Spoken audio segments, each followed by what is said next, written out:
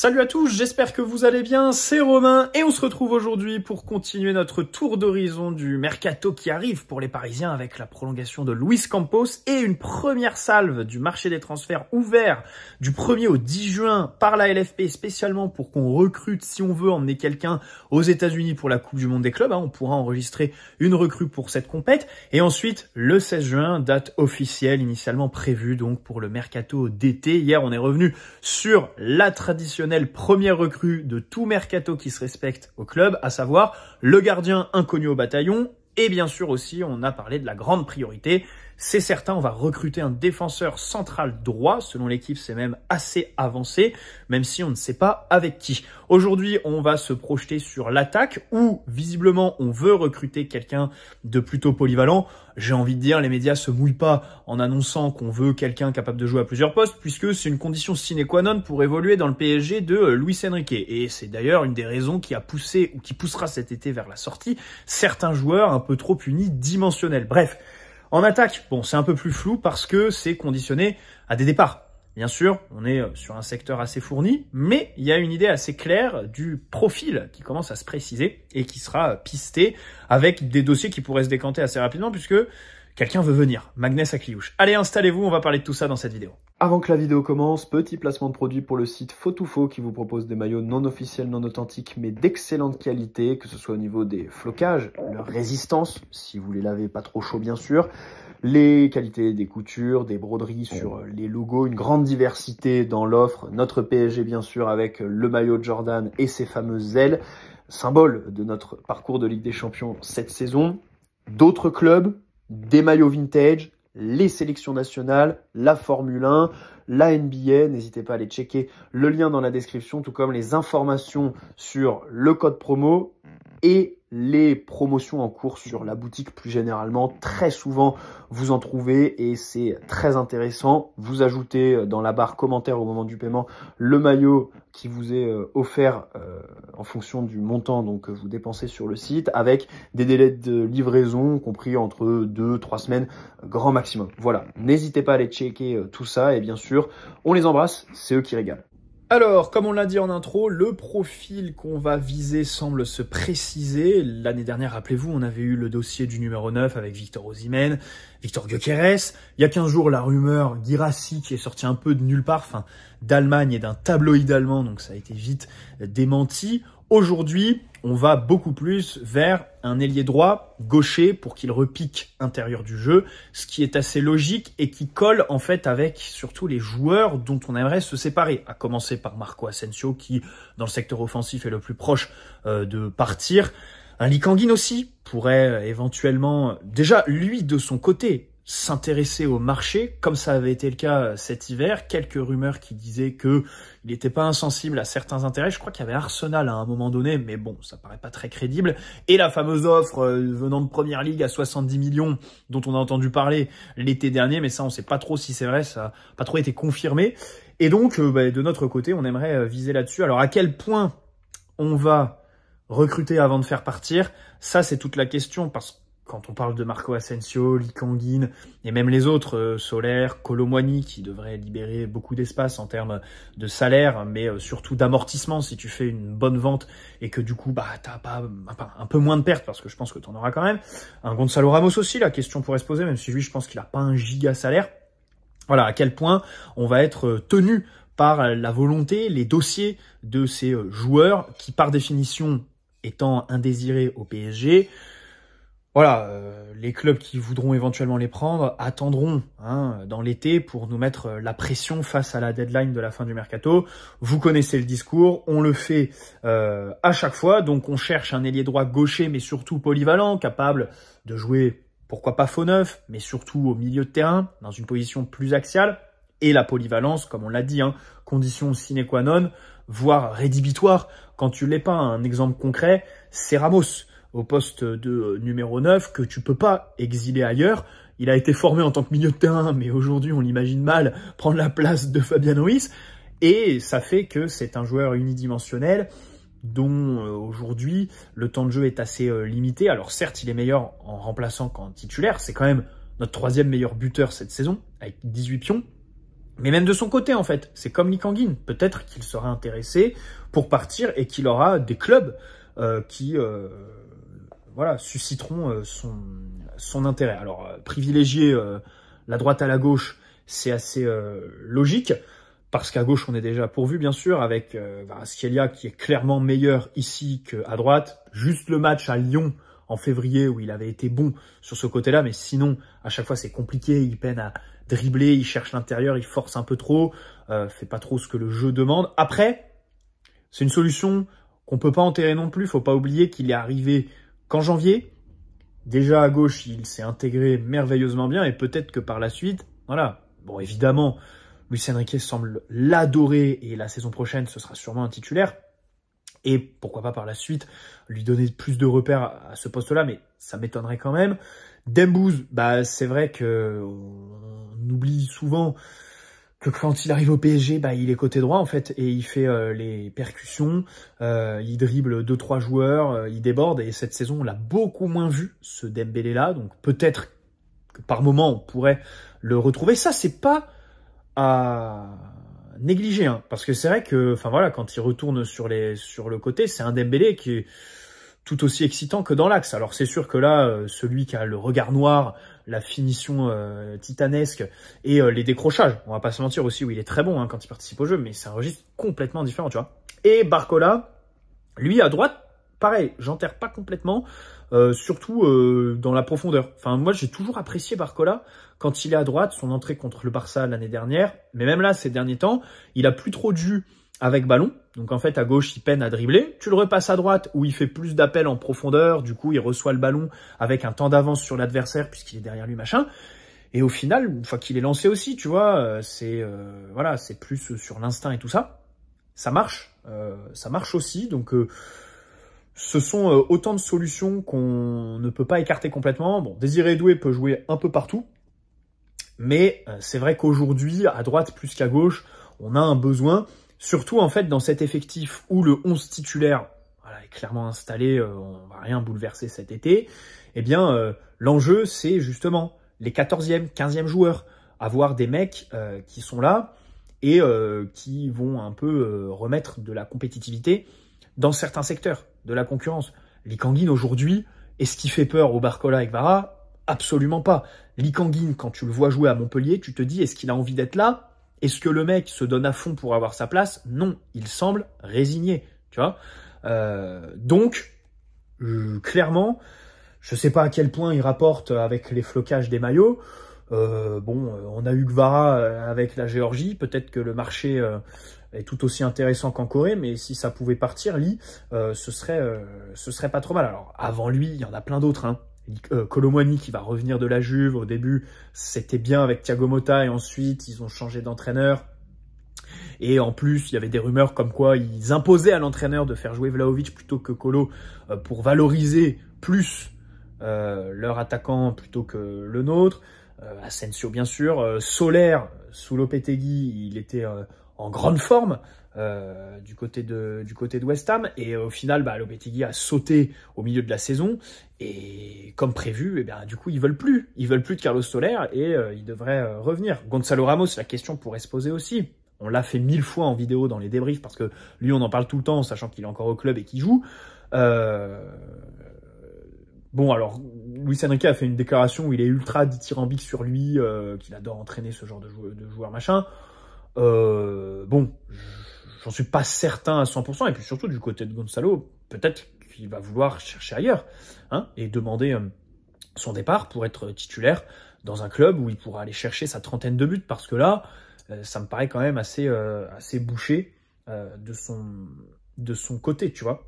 Et donc, la piste privilégiée, bien sûr, on y vient, c'est Magnès Akliouche. On s'intéressait à lui l'été dernier, avant qu'il prolonge à Monaco. Alors avec, évidemment, hein, Monaco, voilà, c'est genre de club un peu comme Benfica, tu prolonges, mais tu peux te casser l'année prochaine, voire même juste après la prolonge, tu vois.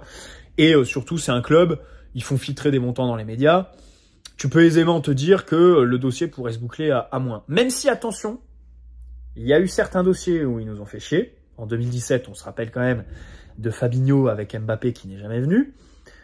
Et d'autres dossiers où il y a une concurrence féroce et au final, ils arrivent à vraiment faire la surenchère. Rappelez-vous Tchouaméni. Tchouaméni qui finit quand même au Real pour 80 plus 20. Enfin, un truc comme ça.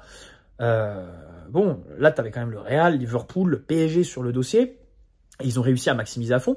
Là, j'ai pas l'impression qu'il y ait beaucoup de gros clubs qui s'intéressent à Kliouche. Par exemple, le Bayern, il cherche un ailier. Mais je crois qu'ils cherchent plutôt du côté gauche puisqu'ils pistent Raphaël Leao et puis surtout ils sont plus sur la percussion. Ils sont un peu moins sur ce genre de profil. Dans tous les cas, le directeur sportif de l'AS Monaco a annoncé en début de semaine qu'Akliouche est le prochain candidat au départ, quoi. Donc c'est clairement ouvert du côté de son club. Selon l'équipe, le joueur se voit au PSG. Bah, tu m'étonnes qu'il se voit avec une colonie de Français et un entraîneur qui fait progresser tous les jeunes joueurs dans la plus belle ville de France. Et en plus, il est originaire d'à côté. Je sais plus d'où est-ce qu'il est originaire, mais peut-être du côté de Tremblay en France, Roissy, un truc comme ça, je crois. Si je dis pas de bêtises, mais j'en suis pas sûr. Au début, Monaco, il disait 80. Là, maintenant, c'est 60 millions. Et de notre côté, on aimerait mettre au mieux 50. Autant vous dire que là, on est le 24 mai. Bon, les positions sont pas très éloignées, quoi. C'est comme avec Désiré Doué l'été dernier. Si on le veut, on l'a. J'ai quand même l'impression que c'est plutôt dans notre camp que le sien, que ça se passera pour ce dossier, à moins qu'il y ait un gros club qui se positionne et qui rafle la mise très rapidement. Mais pour l'instant, on peut se dire qu'on a un peu de temps pour faire partir nos indésirables au préalable. Akliouche, joueur que j'adore, hein, voilà, 23 ans, qui a percé sur le tard. On pourrait dire oui, voilà, c'est trop tard, machin, c'est le genre de joueur qui a un plafond de verre pas très très haut. Bon, moi j'aime bien quand même aussi ce genre de trajectoire où le mec, il a pris son temps, au final il se retrouve quand même avec 100 matchs en pro. Des bonnes prestations en Ligue des Champions. Et ça, c'est une grosse différence avec les joueurs dont on parlera plus tard dans la vidéo, tu vois. Il connaît la Ligue 1. C'est un championnat spécial, la Ligue 1. Surtout pour les ailiers. Et les ailiers avant tout. Parce que tu es face à des défenses rugueuses, où il y a très peu d'espace, ça te tamponne rapidement. Et donc, les mecs qui ont un jeu qui repose sur le dribble, le changement de rythme et tout ça, faut qu'ils se préparent à prendre des coups. Les mecs qui sont des ailiers qui manquent un peu de vitesse, d'explosivité, c'est un peu compliqué parce que voilà, faut être ultra vif, ultra explosif, premiers appuis, première touche et tout ça. Bon, c'est un championnat particulier et le fait qu'il y soit déjà adapté, habitué, c'est quand même un sacré point pour lui. Alors, c'est un ailier droit, clairement, alors qui peut déborder, mais beaucoup plus de retour vers l'intérieur, vers la densité, avec une énorme... Enfin, deux choses que j'adore chez lui, la qualité de passe, surtout les dernières passes, et la qualité de déplacement.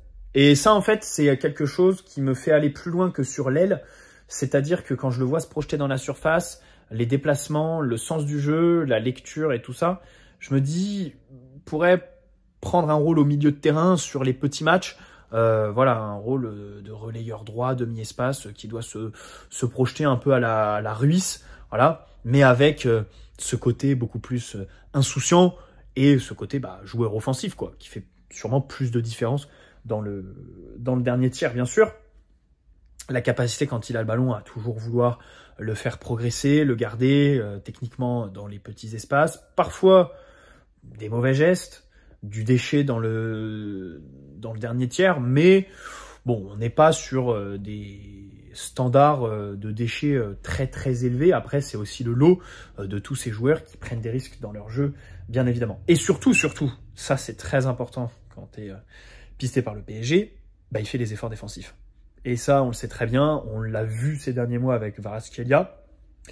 C'est très important. Lui, il récupère des ballons, il se donne à fond. C'est une grosse différence avec un Ryan Cherki, par exemple, qui a fait sa déclaration au trophée UNFP. Il y a beaucoup de gens qui disent, voilà, faut le recruter lui plutôt qu'un autre. Déjà, Cherki, je pense que c'est mort depuis l'été dernier, quand il nous a refusé pour Dortmund. Et au final, ça s'est même pas fait à Dortmund. Rappelez-vous, le dossier, Luis Enrique qui fait la visio avec lui, machin. Nous, alors ça parlait en plus à l'époque de 12-15 millions, je crois, pour le recruter, Cherki. Ce qui aurait été un bon coup avec le recul. Mais lui, pour le coup, il fait pas d'effort. Lui, pour le coup, voilà, c'est les mains dans le calbar quand il n'y a pas le ballon. Pardonnez-moi.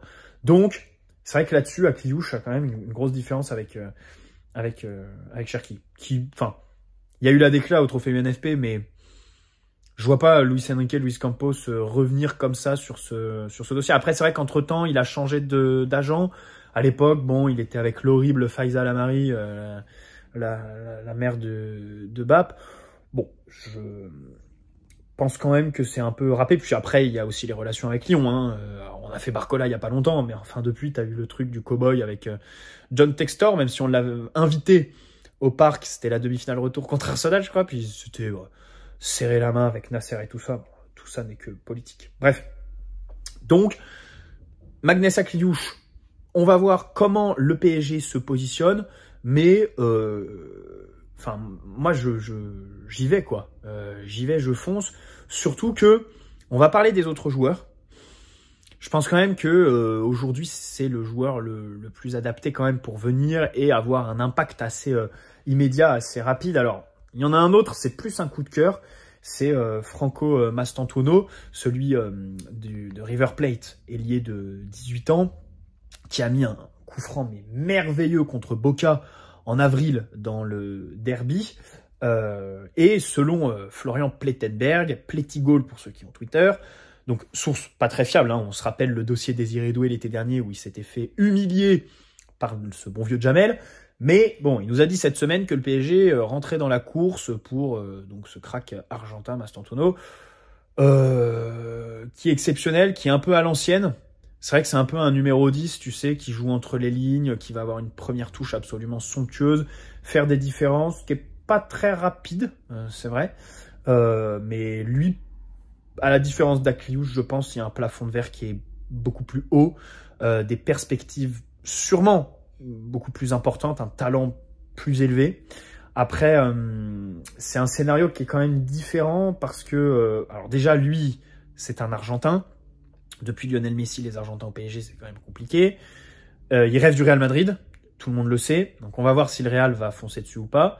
Par contre, il a une clause libératoire à 45 millions. Ça, c'est quand même exceptionnel parce que du coup, ça veut dire moins cher qu'Akliouche, je pense. Mais bon, ça reste à confirmer parce que il y a la Coupe du Monde des clubs qui arrive. Et il faut y faire attention parce que River Plate est qualifié, jouera, et peut-être que lui, il va faire des bonnes performances et du coup se mettre en valeur aux yeux de certains clubs européens et ça pourrait enchaîner un jeu de surenchère. On sait qu'aujourd'hui, les clauses libératoires, les clubs n'hésitent plus à proposer 5-10 millions en plus pour échelonner les paiements. Vous savez, parce que sinon, la clause libératoire, tu dois la payer en une fois. Donc là-dessus, bon, il n'y aura pas de problème à proposer 50 millions à River Plate en leur disant, bon, écoutez, on vous paye plusieurs fois, quoi. C'est vrai que cette Coupe du Monde des clubs, je l'attendais vraiment, un peu moins maintenant. Je vous avouerai que au mois de décembre, là, quand je pensais que la saison allait se terminer assez tôt, je me disais, bon, on aura la Coupe du Monde des clubs, ce sera cool. En juin, juillet, je pourrais voilà, aller au bar avec mes potes pour regarder ça. En plus, le club semble vraiment la prendre au sérieux. Nasser a fait de la grosse com dessus, Luis Enrique aussi. On a eu une interview de Dembélé cette semaine pour dire que ça allait être exceptionnel. Enfin, 3 jours avant le début, il sera en train de jouer la Ligue des Nations avec la France d'Embouze. Donc bon, je pense qu'il sera complètement cramoisi aux États-Unis pour cette compète, mais c'est pas grave. Parce que du coup, depuis qu'on est en finale de Ligue des Champions, en fait, aller voir les matchs au bar avec mes potes sous le soleil, je le fais. Et bon, 15 jours après une finale, déjà, les gars, la finale se joue samedi. Et nos internationaux, ils doivent être en équipe de France, mais c'est pareil aussi pour ceux de l'Inter Milan, mardi. Ou le lundi même, hein, 2 jours après une finale de Ligue des Champions. Enfin, j'ose espérer que les sélections vont leur laisser du repos. Je sais pas si on se rend compte.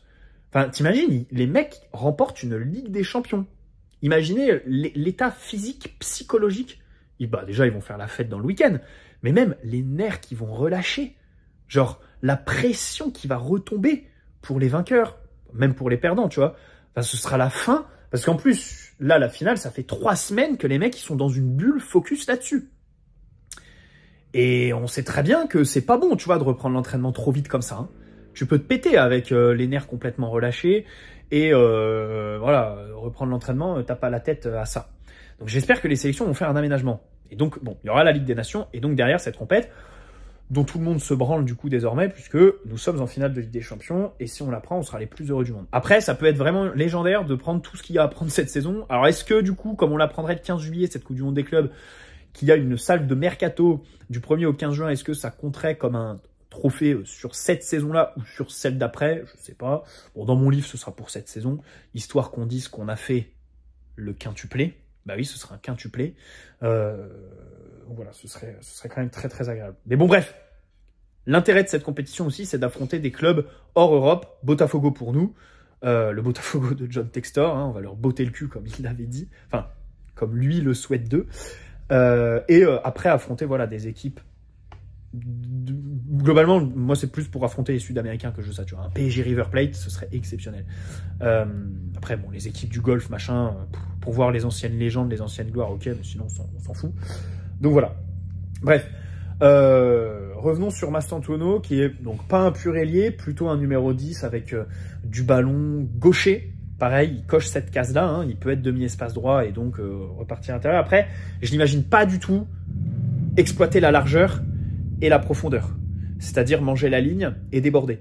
Parce que il a un défaut de vitesse et d'explosivité. Plus d'explosivité que vitesse, en fait. Et ça, déjà, pour une adaptation en Ligue 1, c'est compliqué. Parce que déjà, c'est un dossier très différent de Akliouche. Là, on a un joueur déjà qui resterait à River Plate jusqu'à l'hiver prochain, en fait. Il arriverait qu'en janvier, ok. Et 5 ans de moins. 5 ans de moins qu'Akliouche. C'est quand même assez énorme. Dans un sens comme dans l'autre, hein. Pour l'immédiat, mais aussi pour le futur, on se dit, waouh, mais où est-ce qu'il sera dans 5 ans, en fait? Peut-être que ce sera un des meilleurs du monde. Et surtout, un Sud-Américain qui débarque en Europe. En général, il y a besoin d'adaptation. On le voit au Real avec Vinicius, avec Hendrick actuellement. Qui plus est en Ligue 1. Un mec... le problème, c'est que, 1, il n'est pas très rapide, et 2, il aime bien aller au duel, tu vois. Il aime bien aller chercher la faute et tout ça. Sauf que le problème, c'est qu'en Ligue 1, la faute, t'as pas besoin d'aller la chercher. Tu l'as tout de suite. Les mecs, ils viennent, ils te taclent, ce genre de joueur. Enfin voilà, on le voit avec Désiré Doué. Tu te prends les semelles direct. Voilà. Et le problème, c'est pas tant d'aller choper les fautes, mais d'y résister. Et je sais pas si, même à terme, c'est judicieux pour lui. C'est vrai que ce genre de profil de numéro 10 un peu à l'ancienne, dans la Ligue 1 actuelle, je sais pas trop si ça colle vraiment. Après, dans le PSG de Luis Enrique, oui, demi-espace droit, pas de problème, même si on peut se poser la question, parce que ça pose une question à Akliouche comme Mastantuono, c'est... Là, on privilégie clairement des joueurs demi-espace intérieur du jeu plutôt que des ailiers explosifs qui prennent la profondeur. On sait que dans le foot actuel, c'est plus le deuxième profil qui est en vogue. Mais si on gagne la Ligue des Champions, enfin, je ne sais pas si on se rend compte, mais la semaine prochaine, ce serait exceptionnel. Enfin, si samedi, on prend la LDC avec une attaque Kvaratskhelia, Dembélé, Doué en finale, ce serait exceptionnel parce que sur les côtés, déjà, tu n'aurais aucun des ailiers du foot actuel, quoi, du foot moderne, à savoir les mecs qui courent vite, qui passent les 1 contre 1, qui débordent, machin. T'aurais 2 mecs un peu à l'ancienne, Désiré Doué un peu moins. Mais Kvaratskhelia, c'est clairement à l'ancienne. D'ailleurs, il y a quelqu'un qui a dit... c'est qui dit ça? Attends, mais Laurent Delahousse. Attends, l'info est improbable. Papier du Parisien sur Kvaratskhelia. Et Delahousse qui intervient pour nous dire que il vient des années 70, que c'est un joueur vintage. Et je suis 100% d'accord avec ce bon vieux Laurent Delahousse qui présente le JT de 20h et qui vient nous parler d'un Géorgien au PSG. Bon, écoutez, formidable. Et j'ai trouvé l'analyse très juste. Vraiment. Donc voilà. Et en plus, donc au-delà des ailiers un peu à l'ancienne sur le côté, avec un faux neuf. Dans un monde où tu as la question du numéro 9. Enfin, Manchester City, ils font une première finale perdue et ils gagnent avec un 9, avec Erling Haaland. Et au contraire, si tu perds la semaine prochaine, bah, ce sera la victoire de l'Inter, de Lautaro Martinez, un des meilleurs 9 du monde techniquement, et Thuram, un des meilleurs 9 du monde athlétiquement, tu vois ce que je veux dire. Alors que nous, on est là avec Dembouz, qui aurait pu être l'ailier moderne, mais qui est un faux numéro 9. Bref, ce serait vraiment, si on gagne, ce serait... On remettrait en cause tous les débats qui ont lieu depuis quelques années. Est-ce qu'il faut un faux neuf? Est-ce qu'il faut un vrai neuf pour remporter la Ligue des Champions? Les histoires d'ailier de 1 contre 1 explosif, machin. Bref. Mastantuono, il tire très bien les coups francs aussi. Ça, il faut le signaler. J'ai parlé de celui contre Boca Junior parce qu'il est vraiment exceptionnel, celui-là. C'est à signaler parce que, coup de pied arrêté, il faut qu'on soit, bien sûr, dangereux. C'est comme en défense. Je l'ai pas souligné hier, mais important d'avoir des joueurs qui offensivement t'apportent. C'est vrai que Pacho, si tu avais un défaut à trouver sur sa saison, c'est qu'il a toujours pas marqué. Alors peut-être qu'il va mettre le coup de casque samedi, J'enregistre cette vidéo avant Reims. Peut-être qu'il va marquer contre Reims. Alors là, ce serait vraiment prémonitoire de dire ça, alors que le mec n'a pas marqué un but de la saison et a vraiment eu très très peu d'occasions de le faire. Hein. J'ai pas de souvenir de grosses occasions de Pacho, peut-être des têtes parfois sur corner. Mais même Joao Neves, 1m74, a marqué contre City, a mis une barre contre Arsenal, et après, c'est des tirs par contre.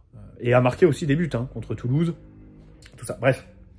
Donc, Mastantuono, globalement, je pense que ça va pas se faire parce qu'il voudra pas de nous, mais c'est un joueur que j'adore. Et à Kliouche, je fonce quand même. Alors après, il y a enfin, pour revenir vite fait sur le débat, Elie explosif, Elie intérieur du jeu. C'est vrai qu'on joue contre des blocs bas en Ligue 1. Hein, et on joue aussi en Ligue 1 qui regarde. Et donc, c'est vrai que j'aurais tendance à privilégier les ailiers un peu plus explosifs, tu vois, parce que la plupart du temps, honnêtement, si j'avais un truc à dire, Kvaratskhelia, il est exceptionnel. Sa campagne de Ligue des Champions, c'est incroyable. Mais je pense pas prendre de risques en disant qu'en Ligue 1, ce sera fluctuant. Genre, en Ligue 1, il va pas faire des saisons avec 30 buts, 15 passes D. Il y aura des matchs où il va passer à travers complètement. Parce que il va tomber sur des équipes qui vont réussir à le museler, en fait. Il a ce profil, en Ligue 1, parfois, il va louper des matchs, Kvaratskhelia. J'en suis persuadé. Et vous savez que je l'adore. Vous savez que je suis à l'état civil pour me marier avec une Géorgienne. Donc, là-dessus, on peut pas remettre en cause mon objectivité. Bref. Ou du coup, ma subjectivité. Et donc, contre les blocs bas, c'est vrai que tu as besoin de jouer sur la largeur, d'étirer, mouvement, profondeur, machin. Bref. Dernier, Rodrigo Mora, le petit jeune de 17 ans à Porto, mais là, bon, il est plus attiré à gauche. C'est, je pense, indépendant d'Akliouche et tout ça. Si on peut le faire très bien, après sur le côté gauche, on est quand même déjà bien fourni. Si on recrute déjà un ailier droit, moi je serais pas contre. Hein. Si on fait ni Akliouche ni Mastantuono, je l'ai dit en début de vidéo, Dembélé peut repasser à droite, Désiré déjouer à droite, Barcola peut prendre la profondeur là-bas. Kvaratskhelia pourrait à terme avoir quelques repères, mais ça, c'est la dernière de mes options. Mbaye, qu'est-ce qu'on fait d'Mbaye? C'est vrai qu'il joue à droite, Mbaye. Donc on peut se dire à gauche, pourquoi pas encore recruter, même si bon... Aujourd'hui, après Mora, ça m'a l'air d'être un sacré crack quand même. Hein. 17 ans, il a de la magie dans les pieds, le garçon, mais ça me paraît indépendant en fait des deux autres. Donc ça, on pourra revenir. Et on pourrait aussi faire table rase et dire... Mais pourquoi pas recruter un neuf un peu tout terrain? Parce que là, il y a quelqu'un qui me plaît. Mais on est à 25 minutes de vidéo et je vais réserver pour la prochaine vidéo. Et je pense qu'il y en a qui ont une petite idée parce que je pense déjà en avoir parlé. J'ai pas fait de vidéo, mais on en fera une peut-être. Ça peut faire un sujet de vidéo pour après la finale, là, quand on saura pas quoi faire pendant la Ligue des Nations. Ok? Allez, ciao les amis, prenez soin de vous et on se retrouve après demain, ouais, pour l'avant-match. Évidemment, l'analyse de cette finale tant attendue. Ciao les amis, prenez soin de vous.